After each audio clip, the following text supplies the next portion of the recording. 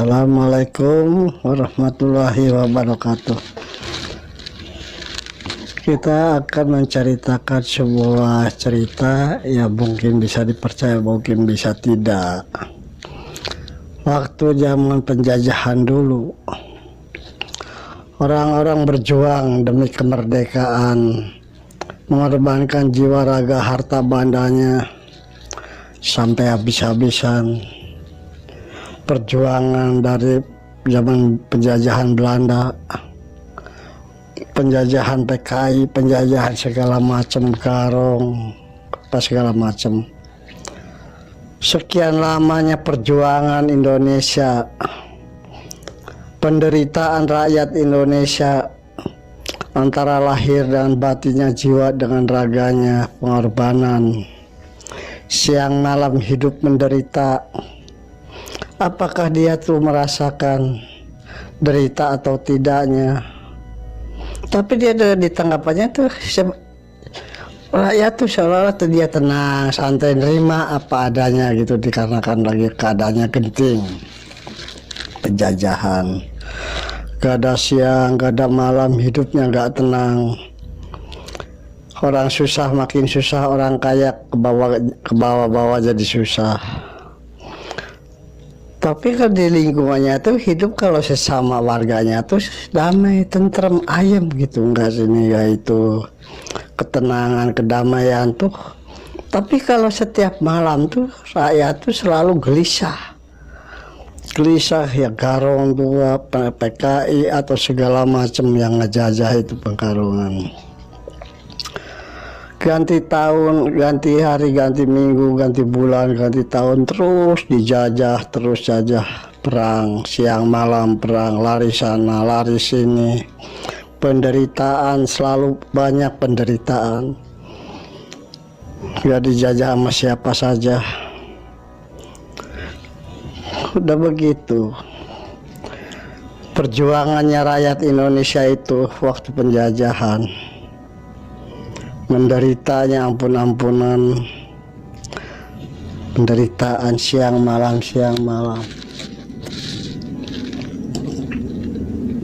Waktu zaman Belanda dijajah sama Belanda, waktu zaman tentara sekutu dijajah sama tentara sekutu, digarong lagi sama penjahat-penjahat orang pribumi. Ada lagi golongan yang namanya PKI, itu yang namanya rakyat. Dijajahnya tuh selalu dijajah. Tahun 45 proklamasi kemerdekaan, itu masih rakyat masih menderita ekonominya, kehidupannya, jiwanya goncang. Yang namanya merdeka, sebelah mana yang namanya merdeka itu? Namanya nama merdeka. Datang lagi PKI, gerombolan, Garong, bunuh-membunuh di mana-mana. Gak ada saudara, gak ada teman, selalu banting-membanting, saling curiga mencurigai. Di mana yang namanya merdeka tuh, artinya merdeka tuh gak ada. Itu kejadian itu tuh hari demi hari, minggu demi hari minggu, bulan demi bulan, tahun demi tahun. Ganti tahun 47 masih berontak, masih rame, masih penjajahan. Dijajahnya sama orang-orang sendiri, orang-orang pribumi, penggarongan, pemerkosaan segala macam. Setiap tahun tuh begitu, belum ada yang namanya artinya merdeka itu, belum ada. Gak ada sama sekali yang namanya merdeka. Selalu tertekan kehidupannya tuh. Yang tertekan itu, yang terlindas itu siapa? Itu rakyat. Rakyat tertindas siang malam sampai ada yang kelaparan. Ada saya sampai makan bokot-bokot pisang segala macam. Itu penderitaannya. Tahun 60 tahun 60 tuh udah mulai stabil, agak tenangan, nyaman. Tapi di waktu siang, yang namanya uang itu susah nyarinya. Tapi di situ udah ada kedamaian, udah bisa tidur malam, tidur tenang.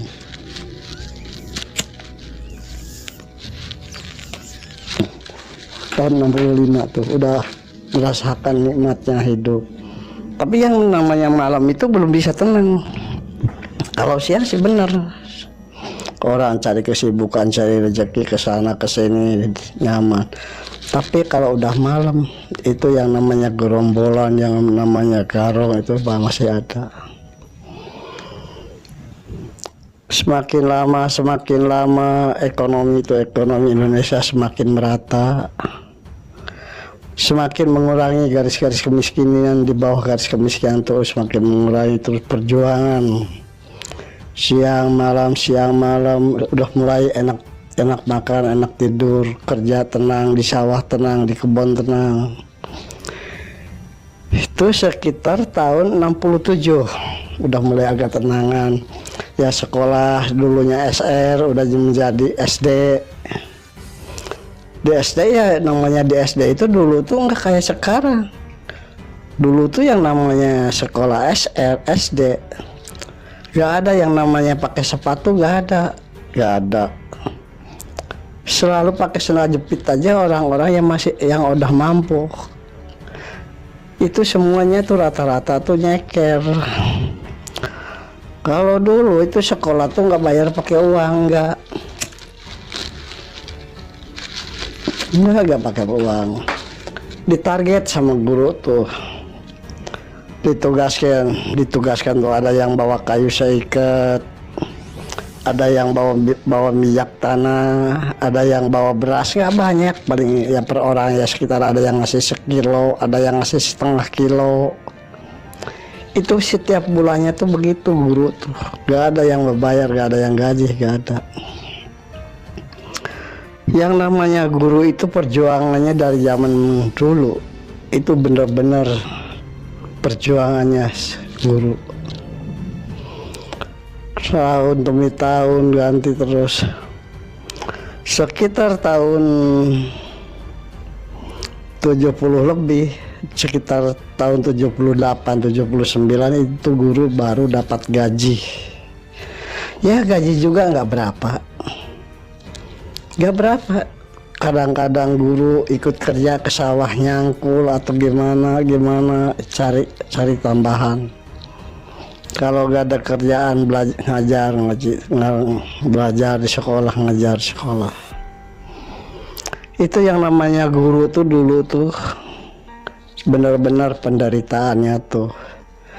Pagi berangkat, sore pulang, apalagi musim hujan.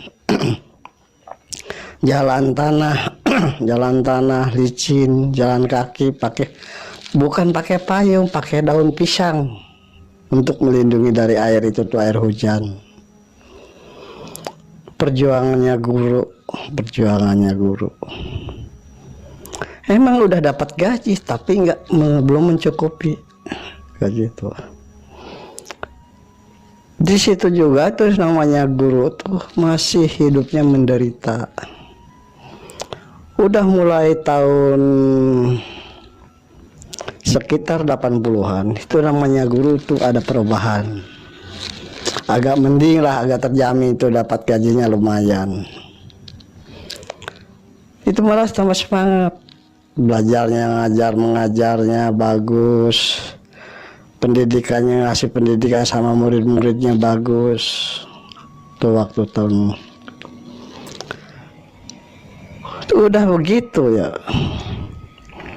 Guru tuh udah hidupnya udah terjamin. Waktu zaman dulu belum berapa.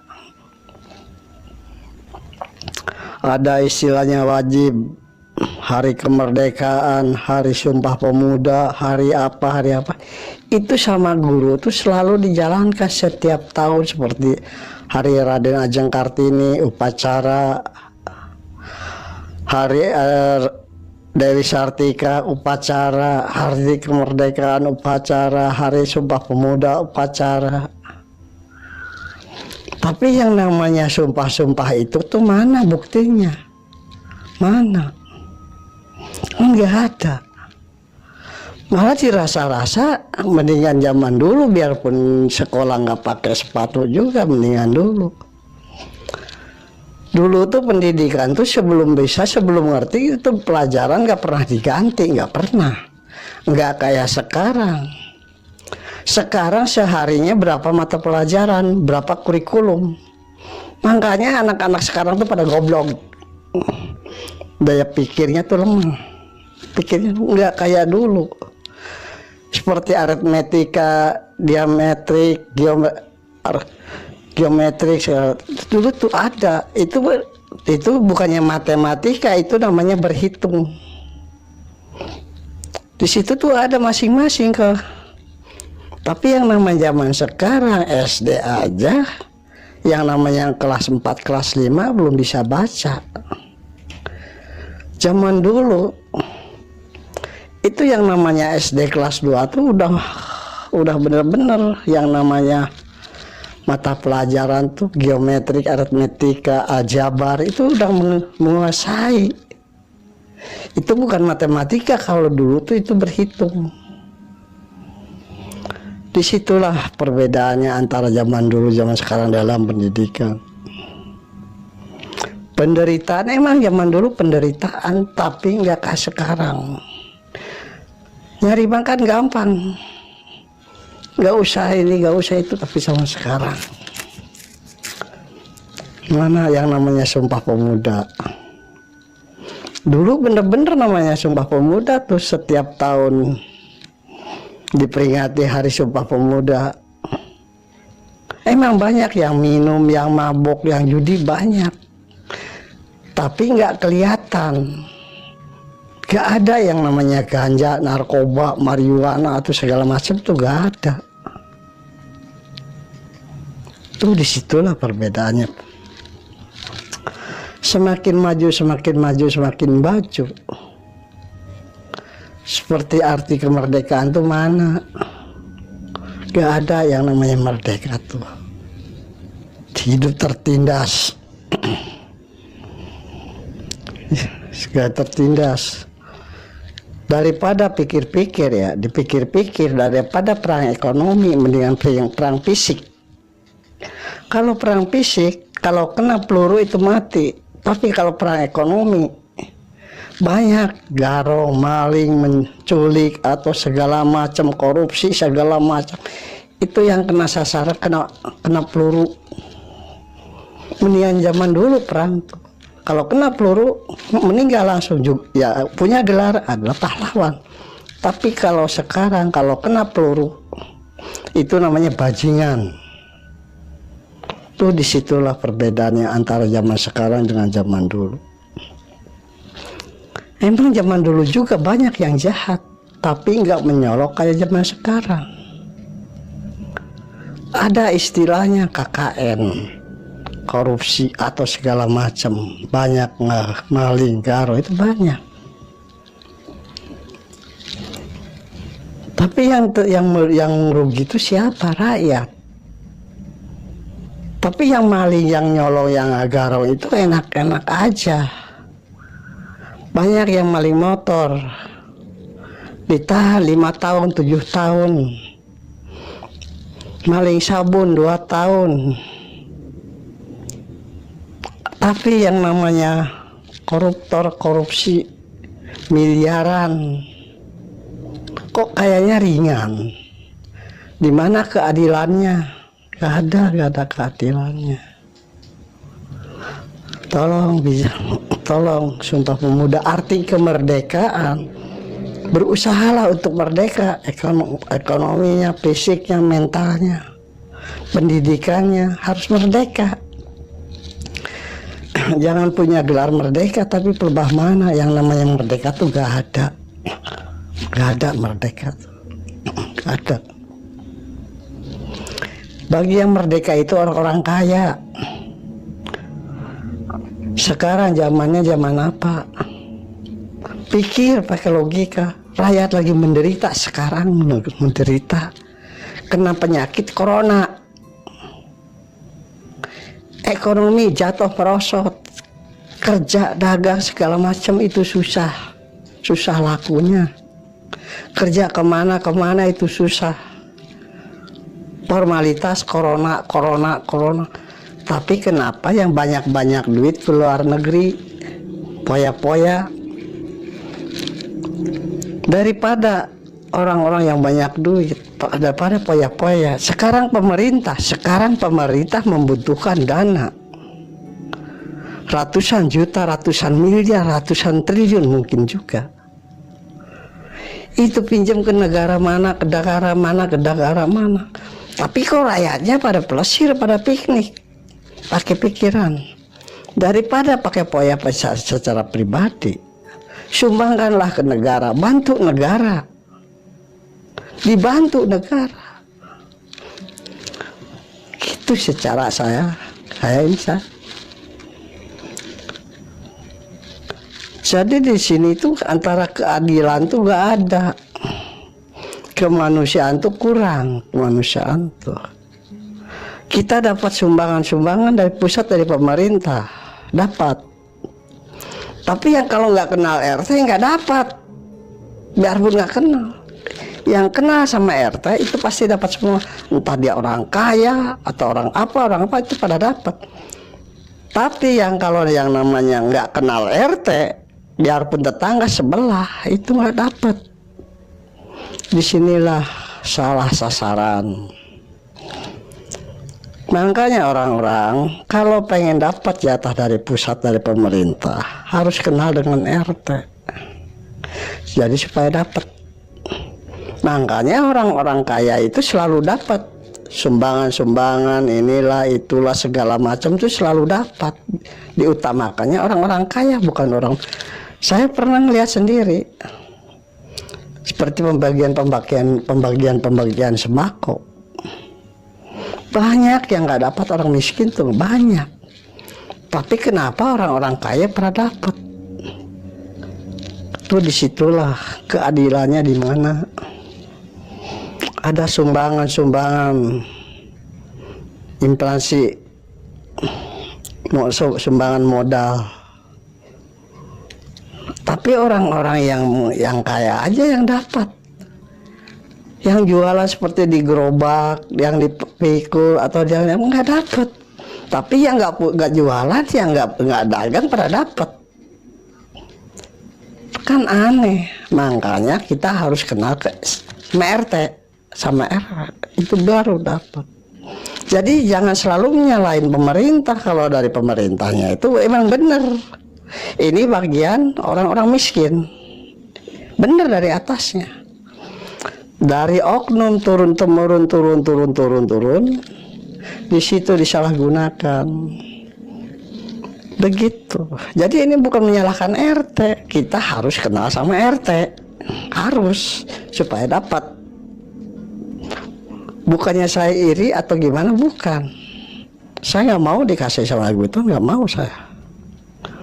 Yang saya lihat, saya kan orangnya seperti kucing. Pindah sana, pindah sini, pindah sana, pindah sini. Itu selalu beda, perbedaan. Diteliti itu dikarenakan kurang akrab, kurang kenal sama RT. Itulah. Tapi di samping itu, RT itu pondasi yang paling kuat harusnya. Tapi kenapa RT dibikin sepele? Kerjaan yang sangat berat ya, tanggung jawabnya berat. Kenapa dianggap sepele? Kenapa tuh? Di sini keadilannya tuh kurang tuh. Kita pengen kerja kemana, pengen jadi ini, jadi itu, jadi ini, kan harusnya ada tanda tangan RT, RW, kelurahan, kecamatan, pemerintahan setempat. Yang jadi presiden aja, pengen jadi presiden harus ada tanda tangan RT sama RW sama kelurahan. Kenapa RT RW di kelurahan gaji cuma 200.000? Yang dikasih keterangan sama RT itu puluhan juta. Disitulah orang-orang Indonesia terbalik otaknya. Makanya nih yang namanya RT itu tolong, itu tanggung jawabnya sangat besar. Kalau ada apa-apa itu yang ditekan tuh siapa? RT, RW, kelurahan. Hargailah yang namanya RT.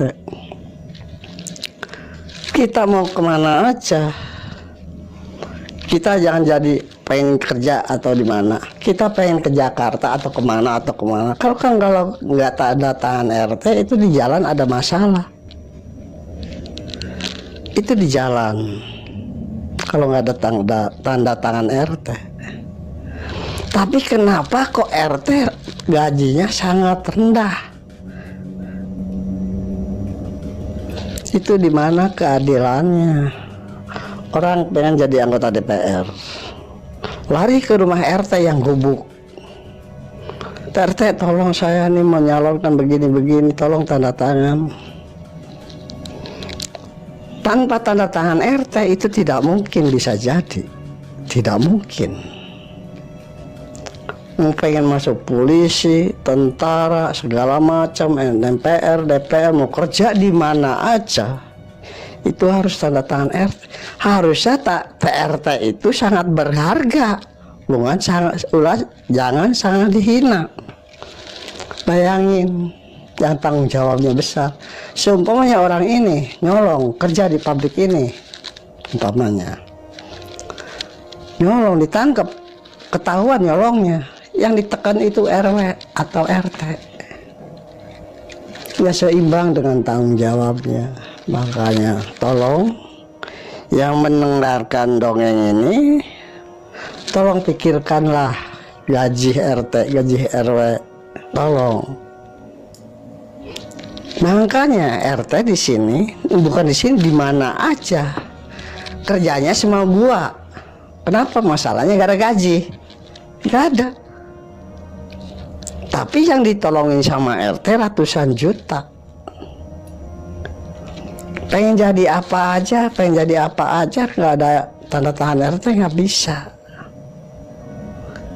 Tapi fondasi pertama kenapa kok begitu? Makanya tolong perhatikanlah yang namanya RT, entah di mana aja. Bukan RT di sini aja, di mana di Nusantara ini, negara tercinta ini. Biarpun kita sekarang lagi menderita serba kekurangan, bencana di mana-mana, banjir, gempa bumi, gunung meledak, itu tuh suatu teguran dari Allah Ta'ala. Dikarenakan apa? Dikarenakan tidak ada keadilan. Tidak ada. Jadi udah susah membedakan mana yang salah, mana yang benar, tuh udah susah. Disitulah makanya ini seperti Gunung Semeru terus meledak terus. Itu orang-orang yang beriman tuh harus berpikir, ini kenapa kok gunung ini bencana alam di mana-mana? Apakah ini teguran dari Allah atau gimana? Harus koreksi diri, koreksi. Jangan yang kaya disumbang, yang miskin dicekek, jangan. Saya sering lihat antrian di Bank BRI, di mana lagi gerubung. Saya tanya, Bu, lagi apa di sini ngerubung? Ini dapat sumbangan dari pusat, dari pemerintah. Berapa, Bu? Sekian. Saya tanya, kan Ibu masa banyak, mobilnya bagus, kenapa Ibu minta? Itu bukan haknya, Bu, bukan. Itu haknya orang-orang buat untuk orang-orang yang di bawah garis kemiskinan. Maksudnya ada sumbangan dari pusat ini, maksudnya meringankan beban mereka. Itu di situ. Ini kan saya dikasih sama RT begini-begini. Iya bener, dikarenakan mengajukan permohonan. Tapi yang namanya orang-orang di garis kemiskinan itu boro-boro ngerti. Masalah dia mau berpikirnya kenapa ini saya gimana buat makan, buat jajan, buat segala macam. Nggak memikirkan itu ini enggak. Kalau orang di bawah, orang yang di bawah garis kemiskinan udah dapat 10.000 udah adem, udah nyaman hidupnya. Nah, orang-orang yang hidupnya ekonominya lumayan, tolonglah ngerti. Ini tuh sumbangan dari pusat tuh buat siapa? Jangan yang kayak dikasih. Itu jatahnya orang-orang yang di bawah garis kemiskinan. Udah yang punya mobil, udah punya rumah, gelangnya banyak, antingnya turun. Ya, gimana ya? Disinilah salah sasaran. Saya tanya sama RT, kok kenapa orang-orang kaya dapat, orang-orang miskin enggak? Oh, ini udah dari atas, dari sana, dari atas dari mana? Kalau yang nama orang atas tuh nggak tahu ini miskin, ini kaya, ini miskin, ya udah tahu. Tapi kata RT nggak tahu, ini udah dari sananya udah begini, cuma dikasih sama RT dikasih. Jadi disitulah keadilan sosial itu tidak apa. Kita harus berpikir ke zaman perjuangan. Pengen merdeka ini, pengen merdeka begini. Gimana lah para pahlawan, entah wanita, entah laki-laki, entah tua, entah muda, berjuang demi kemerdekaan. Tapi zaman sekarang udah merdeka, cari kesempatan di waktu kesempitan. Disitulah buat apa adanya di TV perjuangan, film perjuangan itu buat apa? Yang bikin, kalau film perjuangan itu jangan di setel, kasih sama orang-orang kaya biar dia berpikir gimana pengen merdeka. Kasih sama orang-orang DPR, MPR, kasih. Gak usah ditayangin di TV, gak usah. Rakyat kecil itu nggak usah masa begitu itu. Yang penting ekonominya yang kita pikirkan, caranya gimana rakyat ini makmur, gemah ripah repeh rapi. Yang maling ayam kemarin ada ditangkap setahun, yang korupsi miliaran berapa bulan. Disitulah perbedaannya tuh. Makanya di sini saya nuntut keadilan sosial bagi seluruh rakyat Indonesia. Lebah mana adilnya? Di mana letaknya keadilan? Gak ada keadilan. Harus berpikir bagaimana dulu. Pengen merdeka banyak pahlawan telah gugur. Tapi pahlawan sekarang pada makanin menggerogoti wakas negara yang sudah ada, bukannya dipakai untuk kemakmuran negara. Itu diambilin dari sini untuk kemakmuran pribadi. Itu kata saya, ini saya tuh orang bodoh, saya nggak pendidikan. Secara logika lah, secara logika. Bukannya saya iri masalah rezeki, bukan. Saya di sini nuntut keadilan. Di mana keadilannya, keadilan sosial bagi seluruh rakyat Indonesia. Belum mencapai kemanusiaan yang adil dan beradab, belum. Cuma ini keadilan, belum nyampe kemanusiaan yang adil beradab.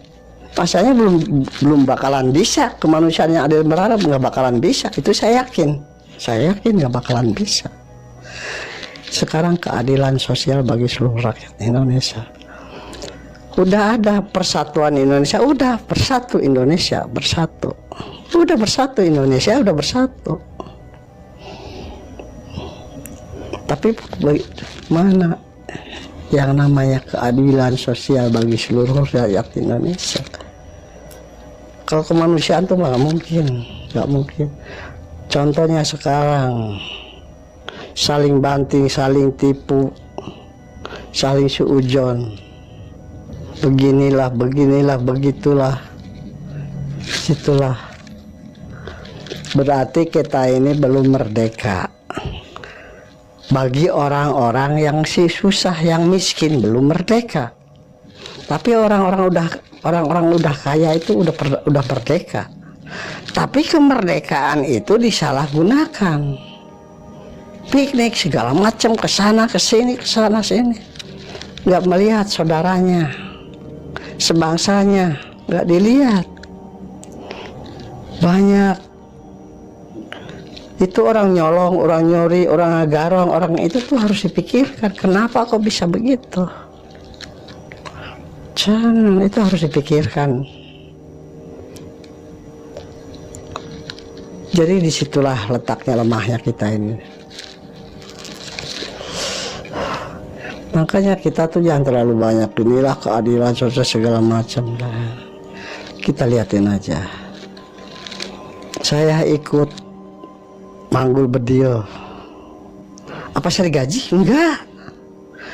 Saya pernah bawa bedil ke sana ke sini waktu zaman tadi. Apa yang ada yang gaji? Gak ada. Sampai sekarang saya nggak dapat. Bukannya saya pengen, nggak mau. Saya zaman dulu berjuang demi negara, bukan demi kepentingan diri pribadi.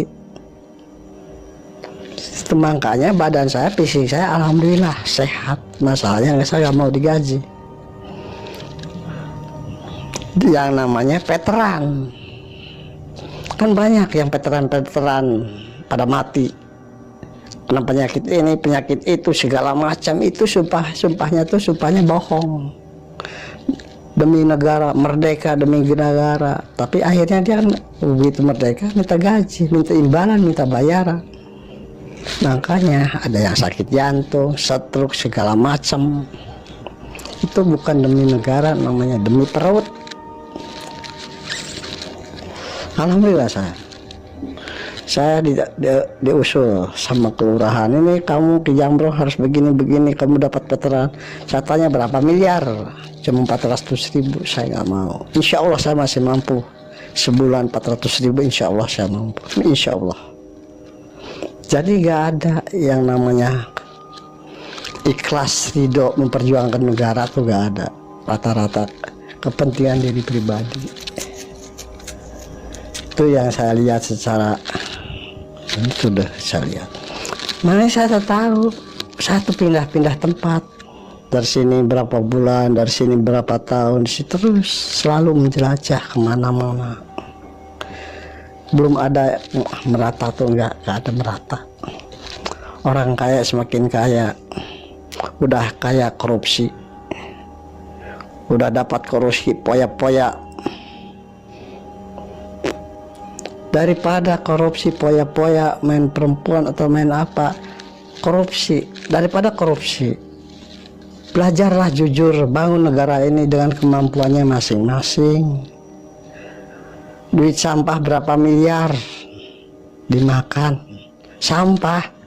Saya nggak doyan sampah, tapi orang-orang doyan sampah. Duit sampah dimakanin, saya nggak doyan. Makanya lah jangan sok jujur, jangan atas nama negara, atas nama pembangunan, atas nama itu jangan. Ngomong aja atas nama diri pribadi. Saya itu orang bodoh, saya sekolah nggak tamat. Saya sekolah SR kelas 3, SR saya kelas 3. Tapi hidup saya alhamdulillah nyaman, badan sehat, seger. Ya lihat sendiri keadaan segini.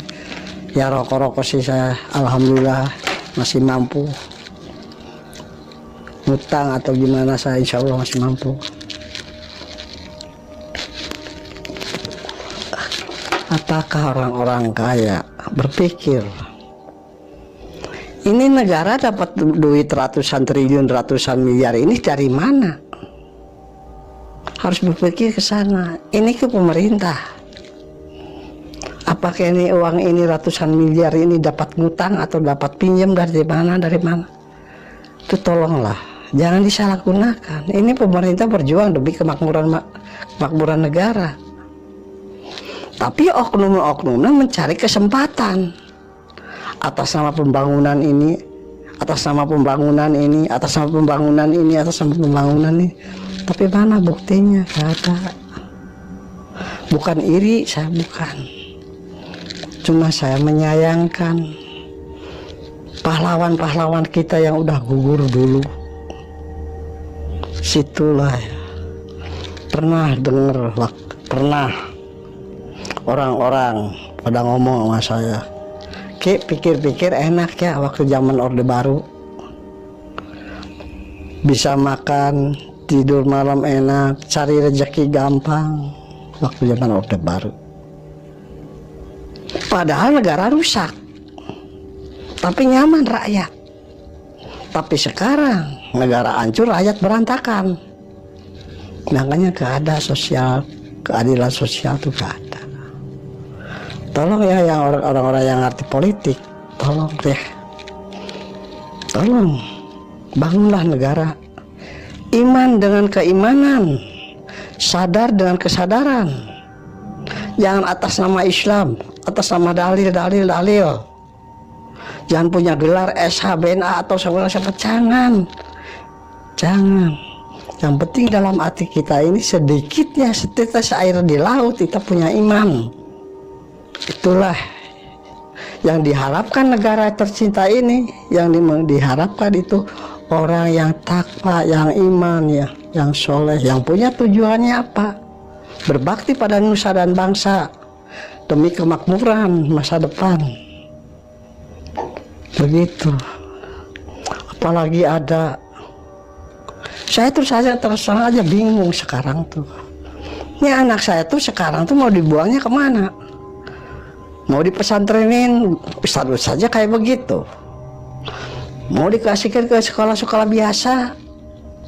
Banyak pungutan segala macamnya. Kalau saya kan orang kurang mampu. Saya kurang mampu.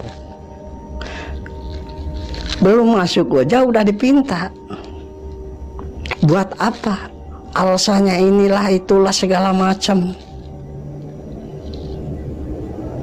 Itu uang pintaan dari wali murid itu buat apaan? Di mana artinya wajar, wajib belajar? Itu sih bukan wajib belajar, wajib dihajar itu sih. Tapi ya jangan terlaluan lah. Apa artinya wajar? Segala macam. Enggak kayak zaman dulu saya di SR, enggak. Perlu buku lari ke warung, perlu celana lari ke pasar. Tapi sekarang harus ada jatah dari sekolah. Apakah di pasar-pasar atau di toko-toko udah gak ada? Jangan menyelam sambil minum, jangan. Yang namanya instansi negara itu sudah punya gaji. Udah, pemerintah tuh berpikir ini golongan A, golongan ini gajinya segini. Udah dibeda-beda, itu udah mencakup kebutuhannya sehari-hari. Itu pemerintah tuh lebih ngerti, lebih paham. Zamannya sekarang begini nggak mungkin. Coba sekarang pikir lagi ya.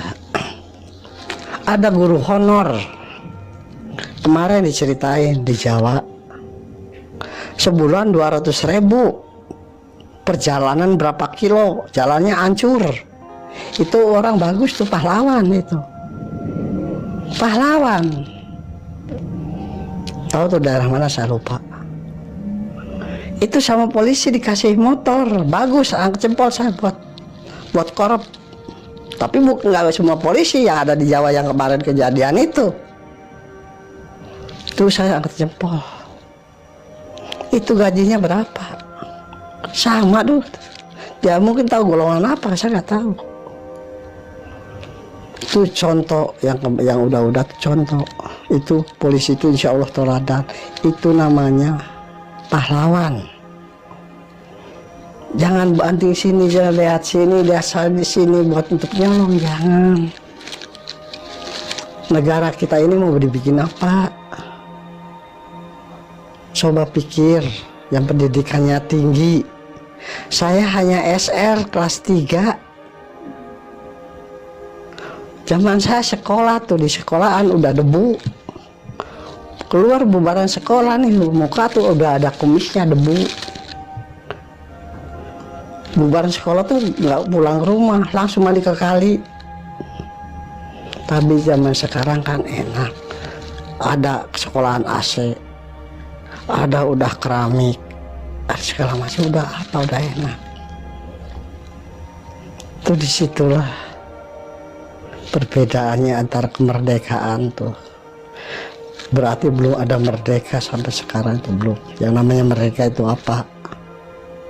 Namanya merdeka jangan dibikin kedok. Merdeka tahun 45 jangan dimanfaatin. Kemerdekaan itu harus lahir batin. Disitulah. Jadi jangan menyalahgunakan ya. Jangan menyalahgunakan wewenang. Saya nggak masalah, saya insya Allah masih mampu. Sebulan 500.000 sih masih mampu insya Allah. Tapi yang kita pikirkan itu yang orang-orang di bawah garis kemiskinan. Coba lihat di pasar, tidur di mana aja, lihat di stasiun, itu orang udah nggak punya harga diri. Dia punya keinginan, tapi bagaimana caranya? Dia nggak tahu, masalahnya nggak ada yang membina. Orang maling, orang segala macam ditangkapin, di penjara. Di penjara tuh dikasih kesibukan, kasih keahlian, kasih keterampilan. Jangan digebukin, jangan diaduin, bukan ayam. Jangan, kasih keterampilan. Memang sebagian kecil ada dikasih keterampilan menjahit atau apa, emang ada. Tapi sebagian kecil, makanya orang keluar masuk penjara itu sudah kebal, udah biasa. Digebukin udah biasa, lapar udah biasa. Banyak saya melihat, sering saya lihat, saya sering main ke penjara-penjara tuh, saya ngobrol, curhat sama orang-orang tahanan, sering. Coba kasih keahlian, dididik di bidang apa dia mampunya, otomotif, seni atau apa kasih loh. Jangan uangnya habis begitu aja, jangan. Malah pernah saya lihat ada orang tahanan tidur tanpa alas. Lari saya ke sebelah sana, masa di penjara ada AC, kan ada TV. Tapi yang lain-lain ya seperti nyolong ayam, nyolong segala macam, tidurnya tuh nggak layak manusia itu. Makanya keadilan sosial bagi seluruh rakyat Indonesia itu belum ada. Itu belum mencapai kemanusiaan, belum. Keadilan aja belum ada. Apalagi mencapai Pancasila, Pancalima, sila dasar. Itu lebih, kalau saya ceritain semua mungkin saya ditangkap sama aparat. Ini masalahnya politik. Ini hanya satu, keadilan sosial bagi rakyat Indonesia. Mana keadilannya? Saya hanya nuntut keadilan kok, nggak apa-apa. Bukan untuk saya. Alhamdulillah saya selama ini bawa kepala ini. Dari pertama saya ngerti sampai sekarang yang namanya sumbangan dari pemerintah tuh alhamdulillah belum dapat. Bukannya belum dapat, saya nggak mau. Kenapa? Bukan saya orang kaya, bukan. Saya melihat masih banyak yang lebih wajib menerima. Tapi kenapa orang-orang naik mobil emasnya banyak pada minta jatah pemerintah, bukannya bantu keperluan pemerintah? Jadi kalau sudah persatuan Indonesia, disitulah negara bakal subur makmur, lemah limbah roh jinawi. Disitulah, karena udah jelas cerita wayang, masalah politik. Itu wayang itu udah dicerita wayang itu udah jelas. Kalau kita baca, kita artiin perkatanya itu sudah jelas. Tapi kenapa nggak dipakai? Kenapa? Kan aneh. Seperti kiai lagi ceramah di sini. Jangan nakut-nakutin, kasih dasar kehidupan. Kamu begini-begini neraka, kamu begini-begini surga. Itu caranya yang pengen ke surga tuh gimana? Begitu. Jangan garis besarnya, jangan. Kita dari nol prinsip perceritaan permasalahan. Kalau orang pengen masuk surga, utamakan iman dengan keimanan, sadar dengan kesadaran, ikhlas keikhlasannya. Begitu. Saya yakin orang itu belum tentu iman, biarpun dia suka sholat. Saya yakin belum tentu iman. Dia orang tukang maling, belum tentu dia gak iman. Disitulah perbedaan. Contohnya kemarin, guru sampai macam-macam sama muridnya. Bukan satu tempat aja, udah banyak. Berarti disitulah gak punya iman. Jadi yang namanya Allah itu jangan dipakai kedok, jangan. Yang namanya Al-Quran itu jangan pakai modal. Jalanin apa petunjuk dari Allah, tak ada di dalam Al-Quran begini-begini itu harus dijalankan kalau kita pengen selamat dunia wal akhirah, insya Allah. Begitu cara kehidupan. Banyak kiai-kiai dongeng, ustad-ustad dongeng, surga neraka. Emang bagus. Tapi yang pengen ke surga tuh yang bagaimana? Situ. Ya kalau yang namanya neraka gampang kok. Tinggal kita jalan yang nggak benar aja itu. Itu yakin neraka. Ini yang namanya ke surga itu mahal, tapi murah. Murah kalau ke surga itu murah, tapi mahal. Kalau masuk ke neraka itu super mahal kalau ke neraka. Tapi kenapa orang-orang milih neraka? Aneh di situ lah di sini. Padahal dia orang-orang pendidikan, SH, sarjana, doktorandas, segala macam, insinyur segala macam. Kok kenapa milih neraka? Tapi ke orang-orang yang di bawah, yang blow on itu, yang kurang pendidikannya, dia takut. Dia selalu pengen ke surga. Cuman dia nggak tahu caranya. Tolong sama kiai, sama ustadz, tolong kasih dasar. Kasih dasar gimana caranya pengen masuk surga. Jangan ditakut-takutin, jangan diancam, jangan. Makanya semakin lama Islam bakal hancur. Itu saya yakin bakal hancur. Contohnya sekarang aja, sekarang udah hancur sekarang aja udah hancur. Tolong perbaiki. Ini tugas kiai sama ustadz. Perbaikilah caranya. Jangan nakut-nakutin, kasih jalan. Nomor satu iman dengan keimanan. Gimana caranya orang iman? Gimana caranya orang takwa? Di situ nantinya insya Allah. Jemaah itu bakal ngerti artinya iman dengan keimanan. Jangan ditakut-takutin, jangan. Saya sering ke masjid. Saya dengar ceramah sering. Itu selalu diancam sama ditakut-takutin. itu selalu ditakutin sama diancam. Itu nggak bisa. Kasih dasar, oh ini kalau ke surga ini caranya begini-begini. Tapi tidak dasaran, harus dengan iman, dengan keimanan. Ini kalau kalau ke neraka ini caranya begini, kasih. Biar mendetail.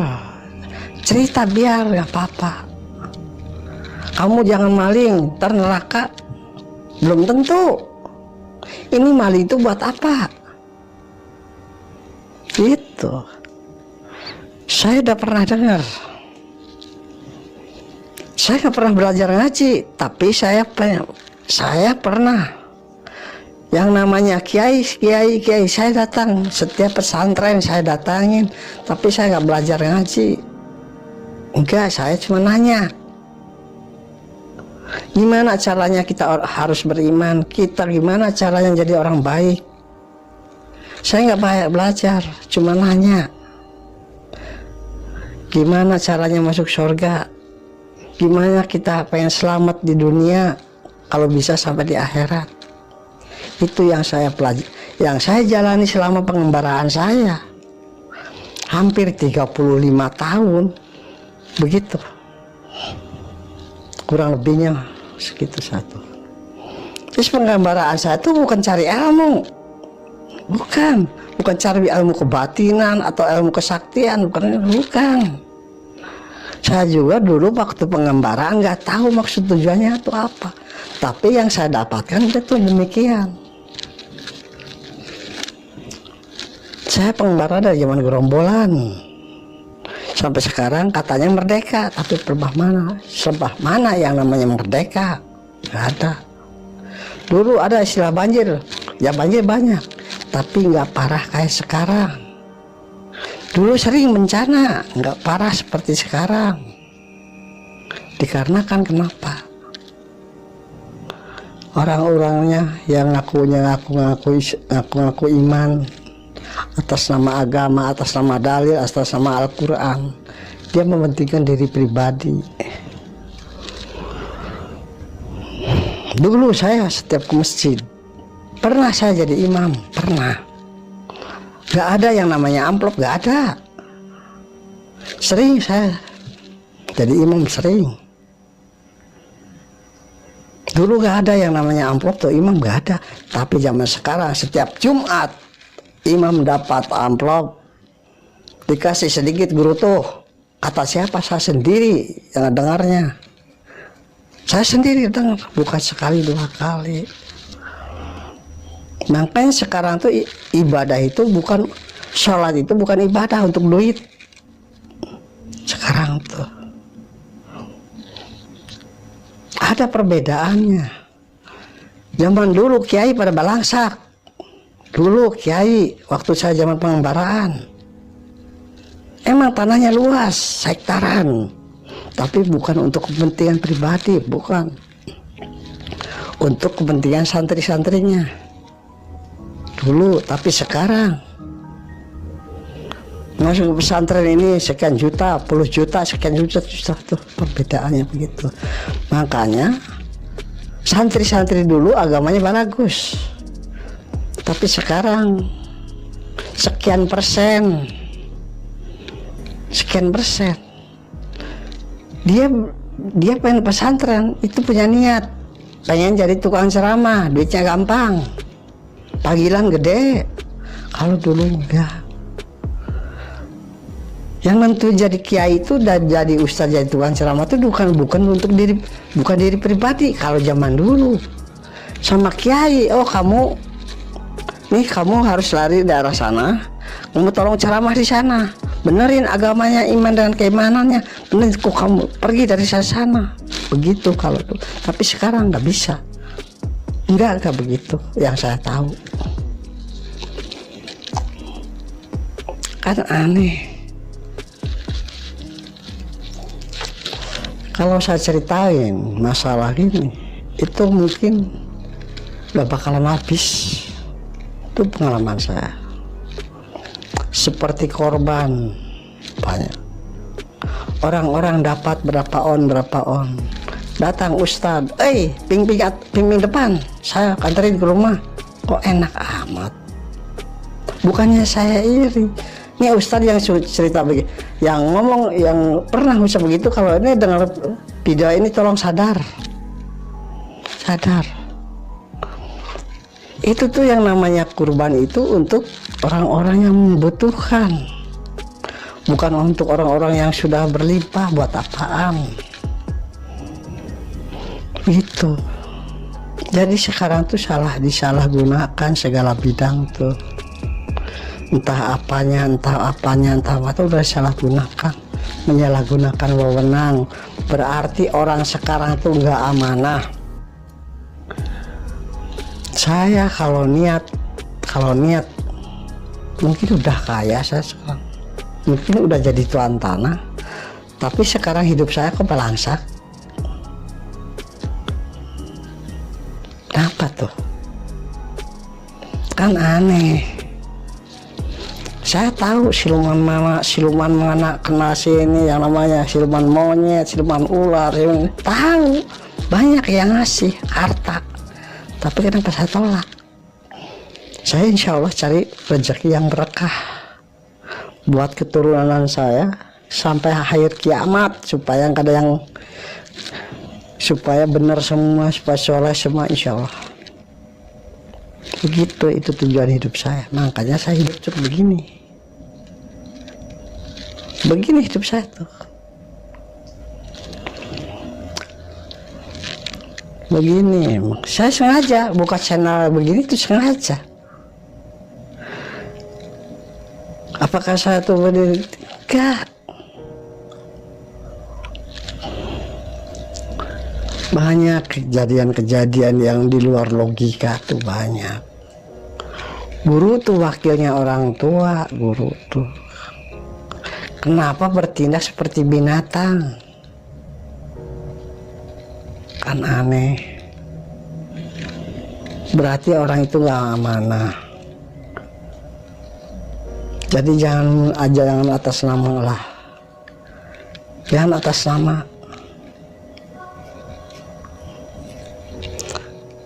Jadi setiap perjalanan hidup saya tuh, pengalaman saya tuh ngelihat itu macam-macam. Kalau saya ceritain tuh banyak. Makanya saya tuh dongeng saya tuh nggak bakalan habis-habis. Gak bakalan. Tuh, makanya tolonglah, bangunlah. Masjid di mana-mana pada bagus. Modalnya miliaran. Ada yang triliunan, ada. Tapi kenapa jiwanya masyarakat gak dibangun?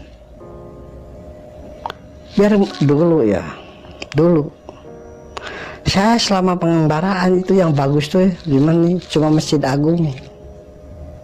Entah di Jawanya, entah di Sumateranya, entah di Kalimantannya, entah di mana antum, yang namanya paling bagus itu Masjid Agung. Masjid-masjid biasa tuh gak ada yang bagus. Tapi sekarang masjid di mana-mana paling bagus, paling akhir, modalnya ratusan juta.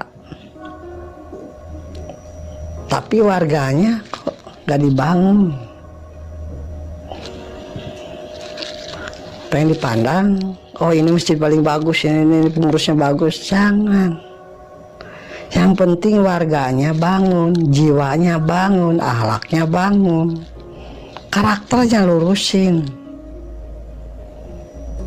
Masa dekat pesantren orangnya pada jadi wanita penghibur, tukang copet, tukang gimana, itu banyak.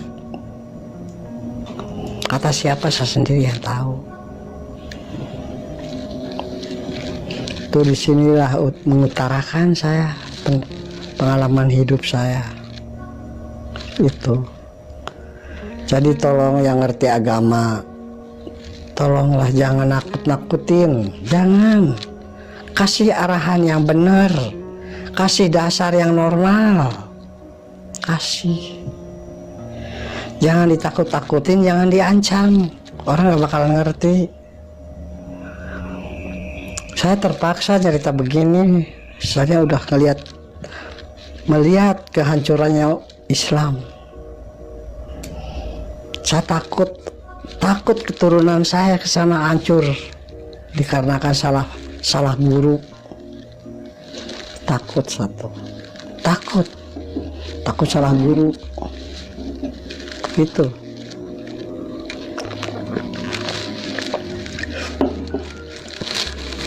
Banyak keluaran pesantren jadi preman. Saya tanya, kamu pernah sekolah? Pernah. Kalau saya pernah pesantren, katanya. Tapi kamu kenapa begini? Karena tekanan ekonomi. Kerja cari yang lain, alasannya susah. Itu berarti otaknya picik. Daya pikirnya tuh dangkal. Dikarenakan apa? Kurang pendidikan.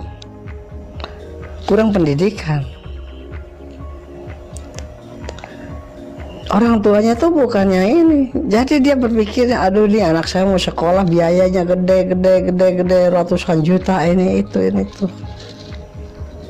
Tuh di sininya, makanya negara kita ini susah mau pinternya. Kalau maling pasti pada pinter. Kalau maling alasannya terpaksa dikarenakan kurang pendidikan. Kurang, boro-boro SDSR. Yang sarjana aja, yang dokter Andes, yang profesor pada nyolong. Berarti kenapa? Itu pendidikannya kurang menerima. Nomor satu itu pendidikan orang tua. Nomor satu, guru sih hanya membantu. Itu kunci dasarnya tuh pendidikan itu dari rumah. Biarpun ini begini dari rumahnya berantakan, di luar juga pasti berantakan. Gak mungkin. Kalau di rumahnya baik, pasti di luar baik. Gak ada yang namanya di luar baik tuh, gak ada.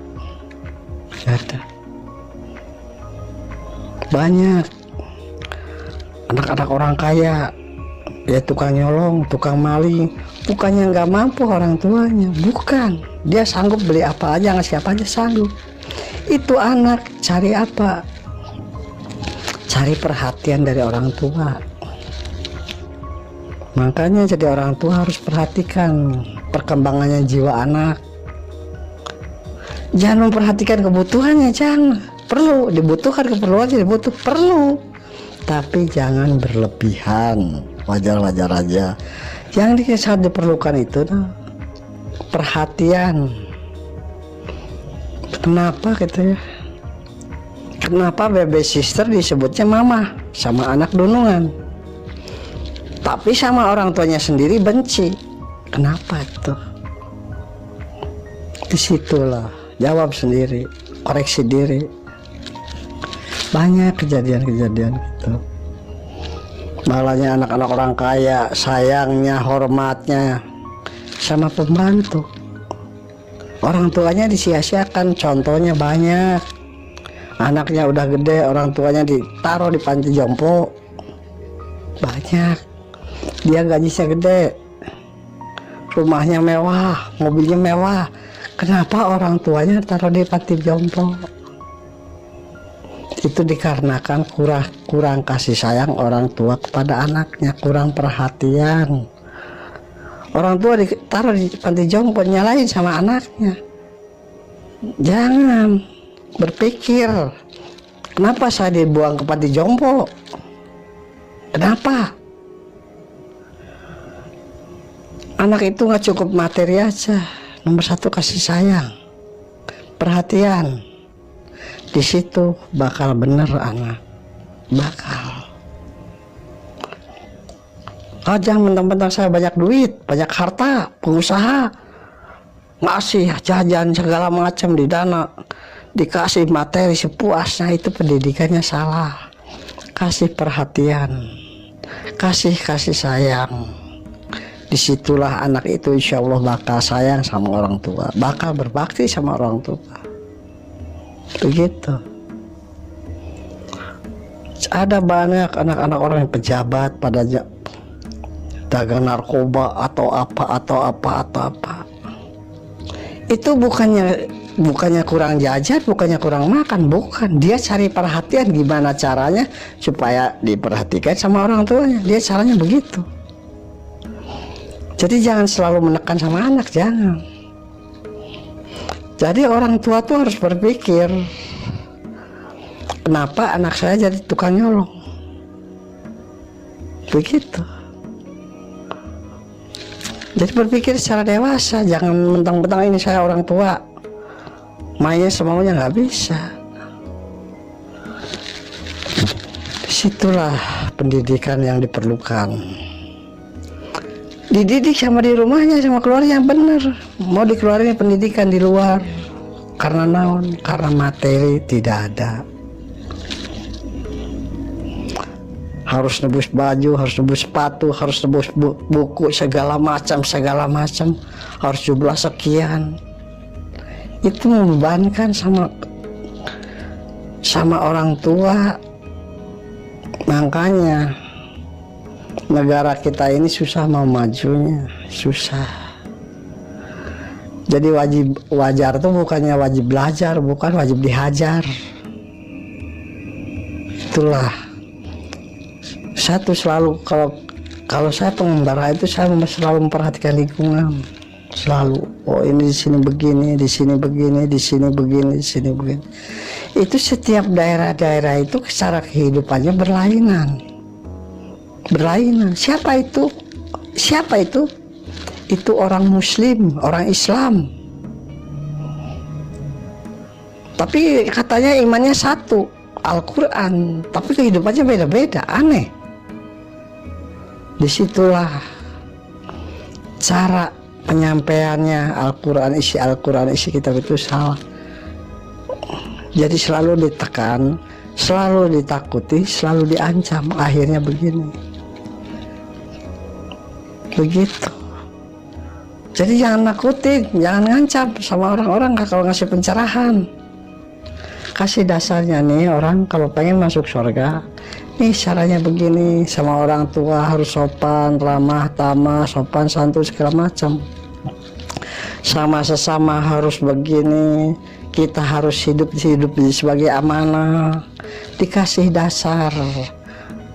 Begitu, insya Allah Islam nggak bakalan hancur,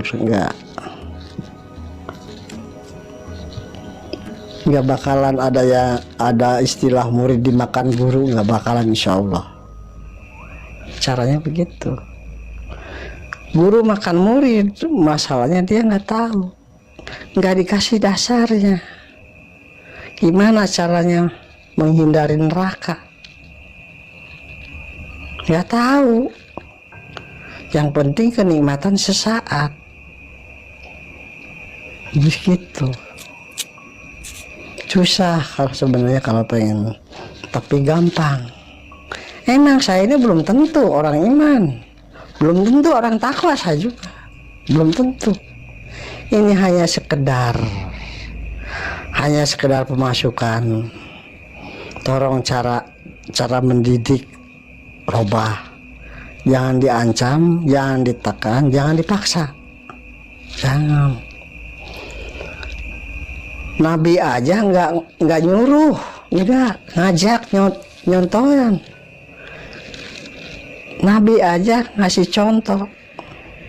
Kenapa umat-umatnya ngajak, ngancam, nekan segala macam? Itu disitulah perbedaannya zaman dulu, zaman sekarang. Dulu pengen jadi kiai, jangan jadi kiai, jadi ustad.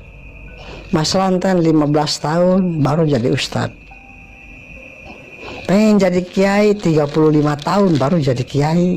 Rendah-rendahnya 20 tahun baru jadi kiai.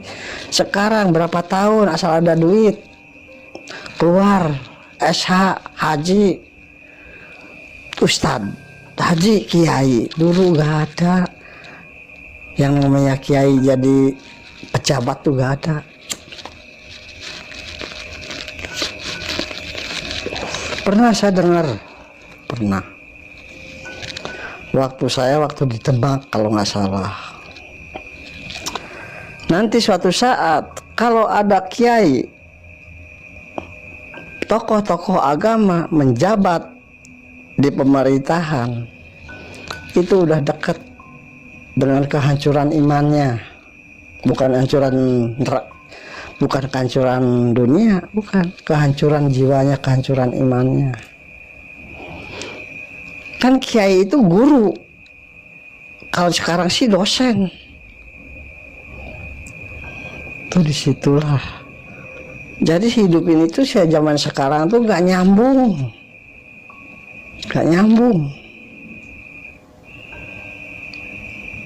Itu kan aneh disitulah. Kiai jadi segala macam. Kan kiai tugasnya guru, mendidik, membimbing. Kan aneh. Seperti guru lagi, udah gaji, udah banyak duit, udah banyak rezeki, pengen jadi ini, jadi itu, jadi ini, kan aneh. Berarti di situ hidupnya belum amanah. Berarti punya gelar kiai itu bukan perjuangan, dikarenakan duit. Setahu saya pengen jadi kiai itu 15 tahun pesantren. Setahu saya pengen jadi kiai 20 tahun atau 25 tahun pesantren itu baru keluar jadi kiai. Setahu saya zaman dulu. Tapi sekarang cuma berapa tahun jadi kiai. Dikarenakan main duit, bukan main ilmu. Tuh di situ loh. Kenapa jadi begitu? Kenapa sekarang kiai, ustadz cari duit? Karena dia pendidikan waktu sekolah. Pengen jadi ustadz, pengen jadi kiai itu ratusan juta, miliaran mungkin. Disitulah cari ganti, minta ganti sama orang-orang, minta bayaran, inilah itulah segala macam. Begitu. Itu perbedaannya pendidikan zaman dulu zaman sekarang. Dulu kan gini pernah ya, dulu di suatu pesantren itu tanahnya luas. Itu yang mengelola tuh siapa? Murid-muridnya. Buat siapa? Buat makannya sendiri, nggak dijual untuk keperluan santri dulu. Tapi kalau sekarang sawahnya lebar, luas, udah panen dijual. Begitu. Makanya bedanya kiai zaman dulu dengan kiai zaman sekarang tuh beda jauh. Cara kehidupannya, cara pendidikannya itu beda jauh. Saya nggak dulu waktu setiap masuk pesantren itu kenapa? Bukannya pengen belajar maca Quran, bukan. Saya hanya sekedar pengen tahu kehidupannya di pesantren gimana. Kehidupan sehari-hari di pesantren itu gimana. Udah di sini di pesantren ini udah tahu kehidupannya begini, pindah lagi. Itu saya bukan ahli agama kok. Saya bukan ahli agama, bukan.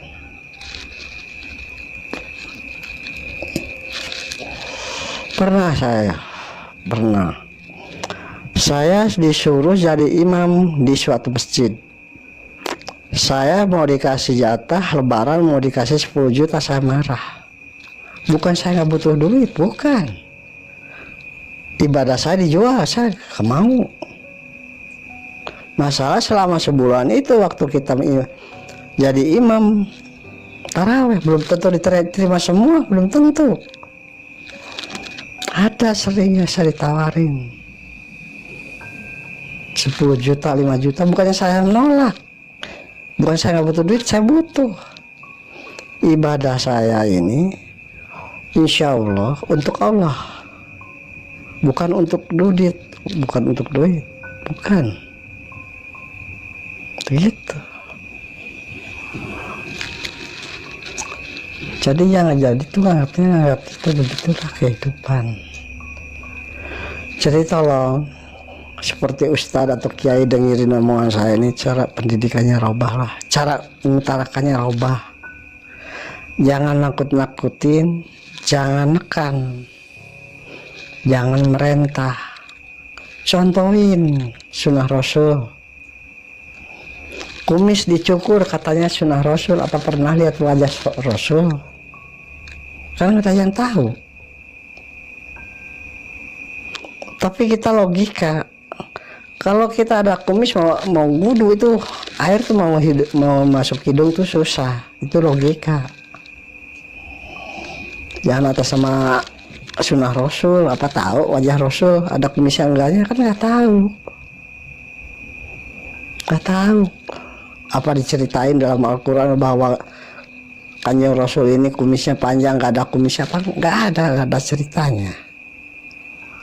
Itu disitulah, tolong perbaikilah cara mendidik, perbaikilah cara penyampaian. Saya sering dengar ceramah di mana-mana itu selalu nekan, merentah, maksa. Itu nggak benar. Kadang-kadang menyinggung perasaan orang. Itu benar? Nggak benar. Ini saya orang bodoh. Saya SR sampai kelas 3. SR saya sampai kelas 3. Kenapa badan saya sehat? Ini alhamdulillah berkah dari Allah. Berkah dari Allah, alhamdulillah. Disitulah kalau kehidupan deh. Yang tentang saya kiai, saya pernah saya ketemu sama Haji. Saya panggil namanya, dia diam aja, nggak nengok, nggak nyaut. Sekali 2 kali, pas saya pengen tahu, saya panggil dia, J, mana J? Dia nyaut. Oh begitu. Apakah ada keterangannya, dalilnya kita harus sebut aja? Kan nggak ada. Yang namanya udah ke tanah suci itu berarti insya Allah jiwa raga kita udah bersih. Insya Allah udah bersih dari segala bidang. Tapi nyatanya malah pulang dari tanah suci itu orang tuh sombong, adigung, adiguna, takabur, pedit, keket, kumat. Kan aneh banyak, bukan katanya saja, banyak orang sebelum ke haji dia baik hati, rendah, sopan, santun, ramah tamu, tapi sepulangnya dari haji udah robah. Kan situlah berarti di dunia selain Kanjeng Rasul, selain para sahabat, selain para wali, itu belum ada yang hidupnya amanah. Belum ada. Saya belum ada. Belum ada yang amanah. Yang lagi belajar amanah insya Allah banyak. Yang lagi belajar amanah insya Allah masih banyak. Situlah. Makanya kita jangan terlalu sombong. Apa yang disombongin? Gak ada. Gak ada yang bisa disombongin. Gak ada. Tapi kenapa orang-orang pada angkuh, pada sombong, pada takabur? Ini tanah saya, ini rumah saya, ini kebun saya. Kan aneh. Apa emang itu tanah itu, kebun itu dapat bikin mereka? Itu kan bikinan Allah, bukan bikinan mereka. Tapi kok diaku-aku enak aja. Enak aja. Untung, makanya harus menyadari sekarang banyak bencana, banjir, itu segala macam tuh terima dengan kesadaran, terima. Dikarenakan salah kaprah. Ini tanah saya, ini kebun saya, ini sawah saya, ini kolam saya. Itu di situ Allah tuh nggak mau, makanya dikasih nasihat. Enak aja lo nih tanah lo ini kasih cobaan bencana, banjir segala macam situ. Makanya jangan ngaku-ngaku ini jago siapa, jago saya, enak aja. Bukan, ini nempel di badan. Bukan badan saya, bukannya badannya Allah, ciptaan Allah. bukan janggut saya, bukan. Ini bukan badan saya, bukan. Bukan, gak punya apa-apa, gak ada apa-apa kok. Gak ada. Makanya di sini nah, janganlah sombong, janganlah takabur adikuna. Kan ada pepatah, di atas langit ada langit, di bawah kaki ada tanah. Kan itu pepatah. Disitulah.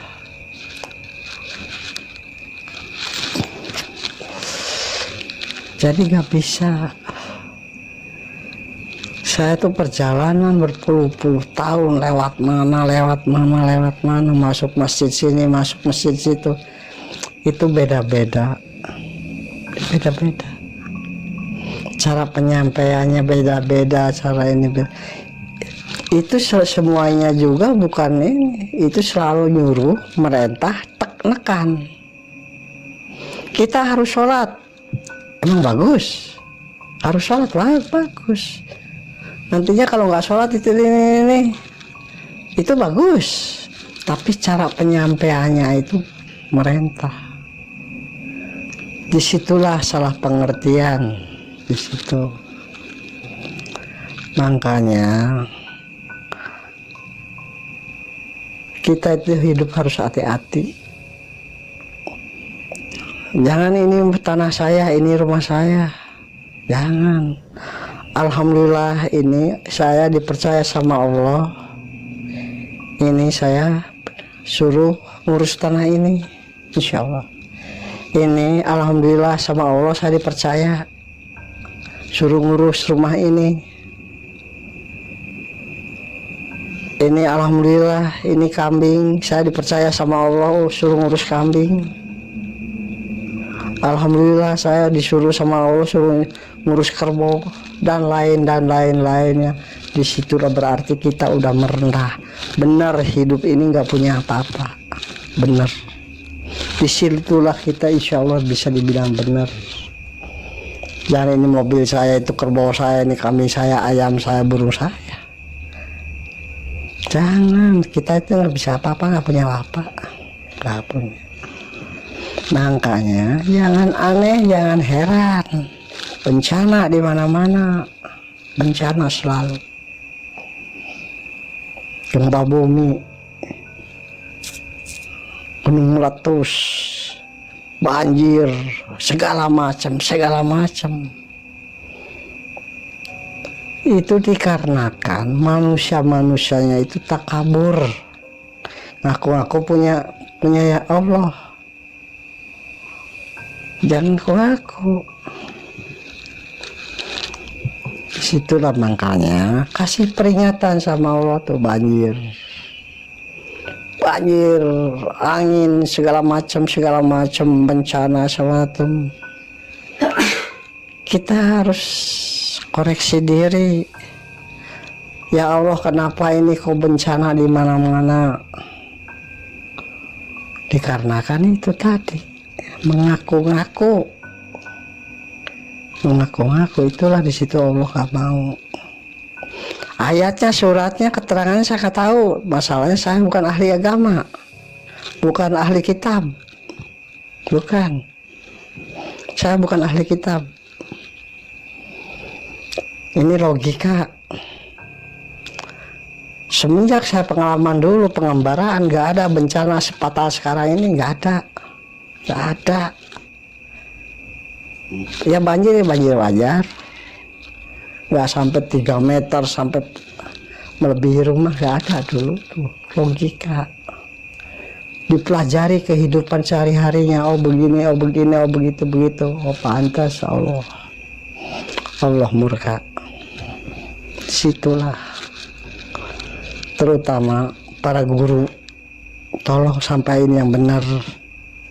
Jangan punya sifat takabur. Nih gue orang pinter.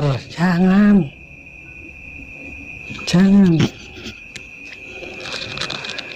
Justru kita dikasih ilmu sama Allah, itu amanah dari Allah.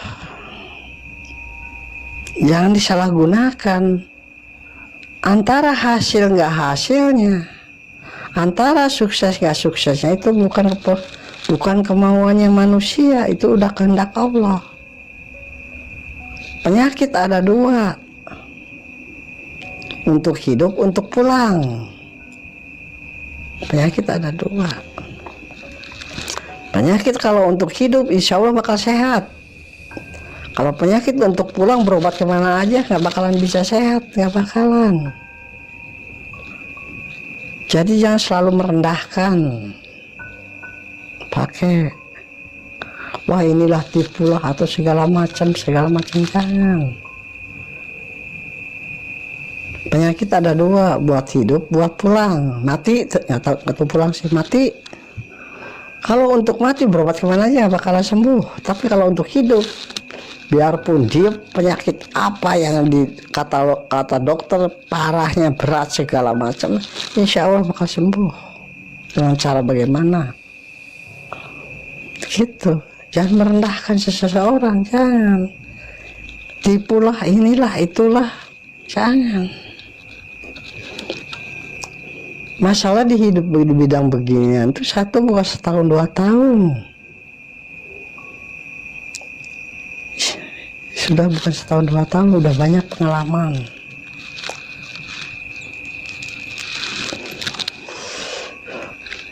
Jadi pikirannya terlalu pendek. Jadi memperhatikan selalu kesalahan orang lain. Doa tuh ada dikabul, ada yang nggak dikabul. Itu dari bahasa juga. Apakah kita minta ini merintah, apa benar-benar minta? Tuh di sini kebanyakan manusia kebanyakan bukannya minta sama Allah, itu kebanyakan tuh merintah kebanyakan tuh.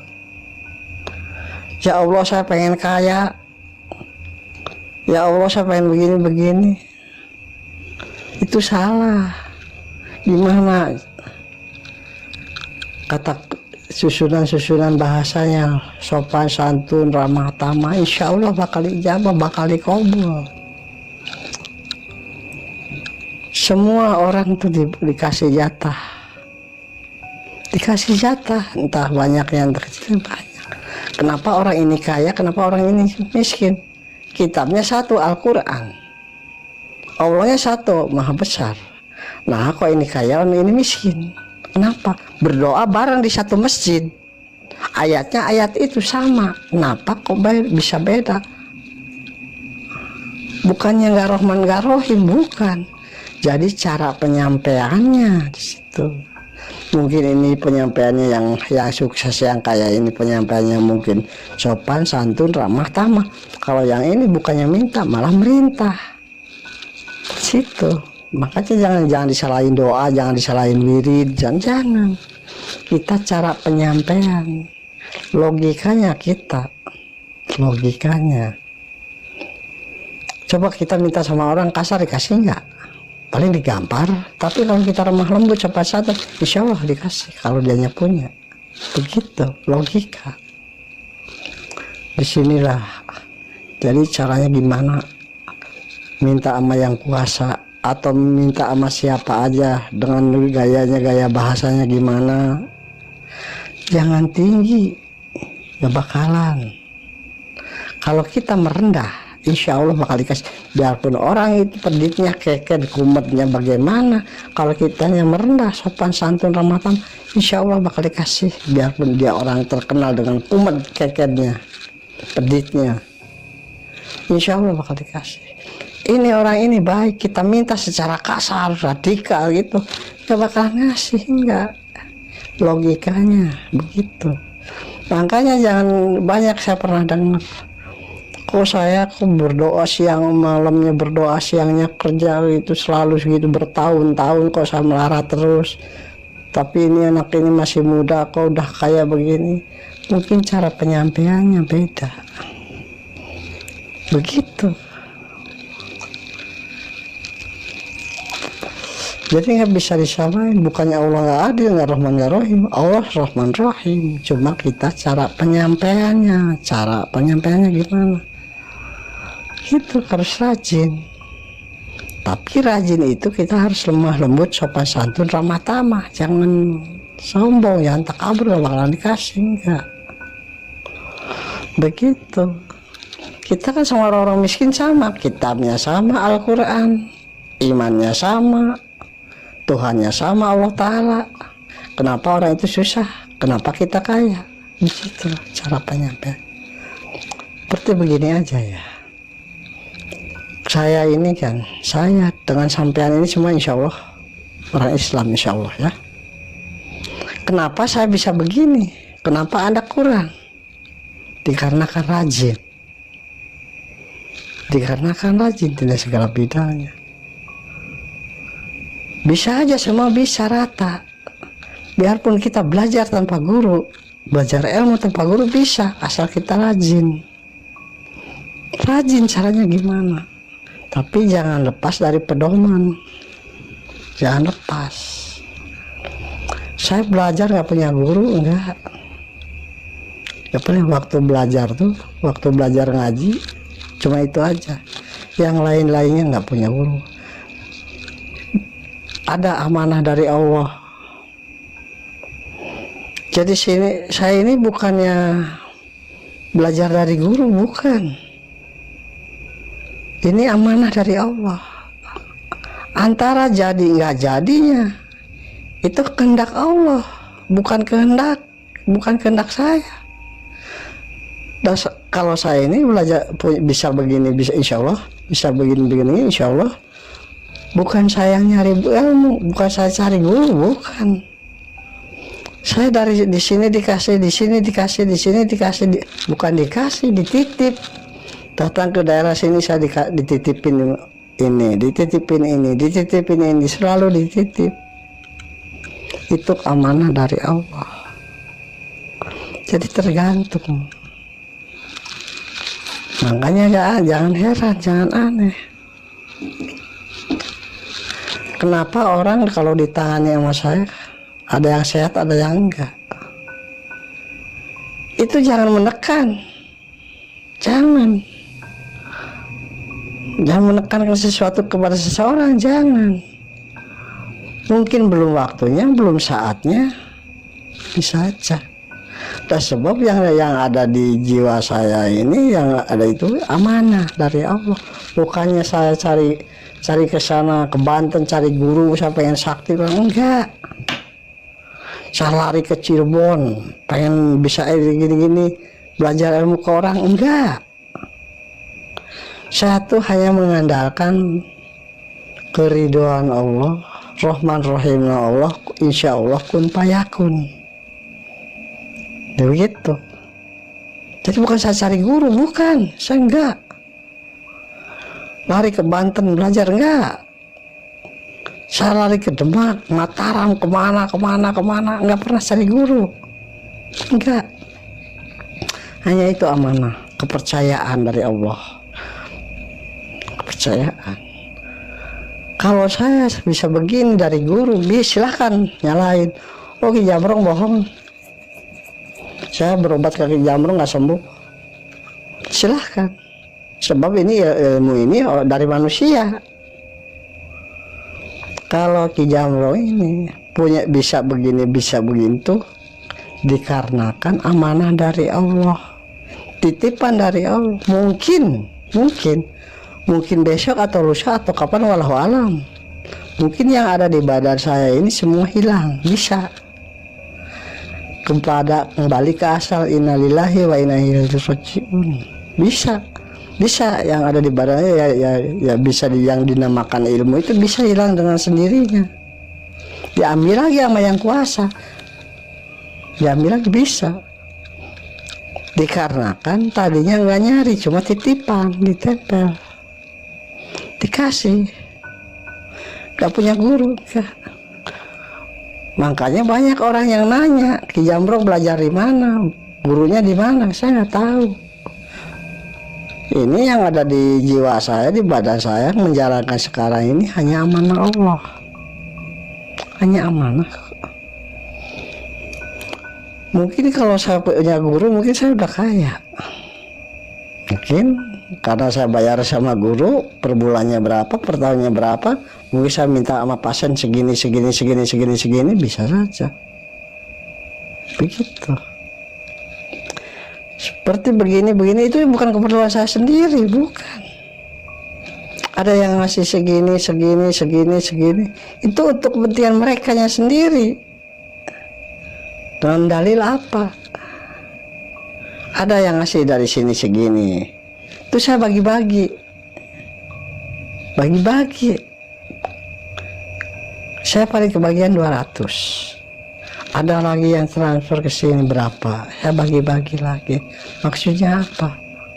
Maksudnya minta doa ya orang ini supaya sehat, supaya selamat, namanya itu dukungan. Kalau saya ngomong untuk begini nggak bakalan dikasih, nggak bakalan. Itu seolah-olah itu dipinta apanya, zakat, sedekah, fitrah, seolah-olah. Cuman dengan dalil bahasanya lain. Begitu. Masalahnya kenapa? Orang-orang kalau pinta zakat, sedekah, fitrah susah. Makanya dengan jalan dalil bagaimana supaya orang ngasih. Saya dikasih, ditransfer sama orang ini segini. Saya bagi-bagi satu. Begitu. Jadi minta doa dari yang amanah tadi tuh. Ini saya dari si A segini. Saya minta bantu, saya minta doa sama orang-orang.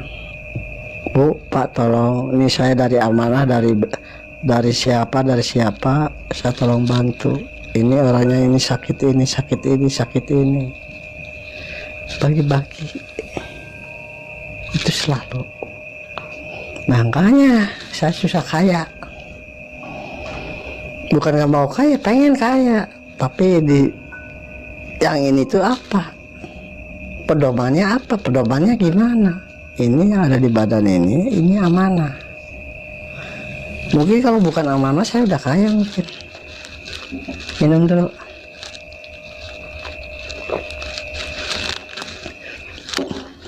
Itu begitu. Makanya kalau sama saya itu jangan nanyain harta. Saya nggak punya apa-apa. Boro-boro harta. Janggot aja saya nggak punya. Baju ini bukan punya saya. Ini amanah dari Allah.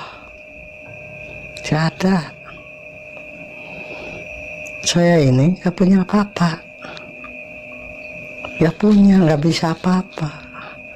Hanya kehendak Allah, kepercayaan dari sesama, keyakinan dari sesama.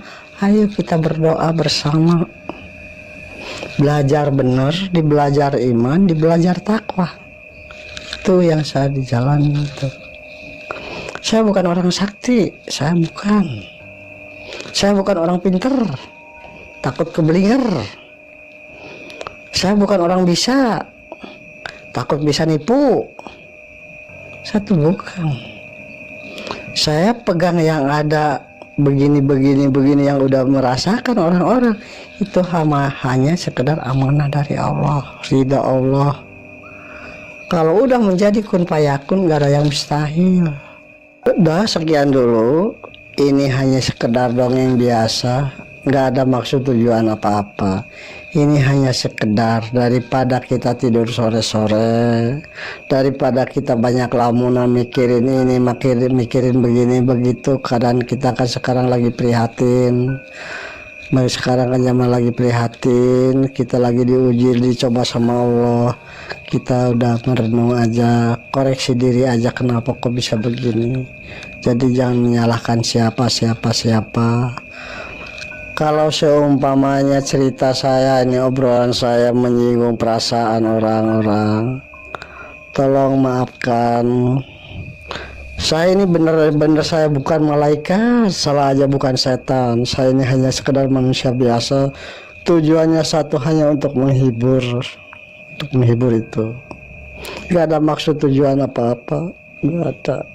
Bukan untuk menyinggung perasaan atau gimana. Hanya sekedar membangun, membina, membenarkan yang salah. Syukur-syukur pada benar.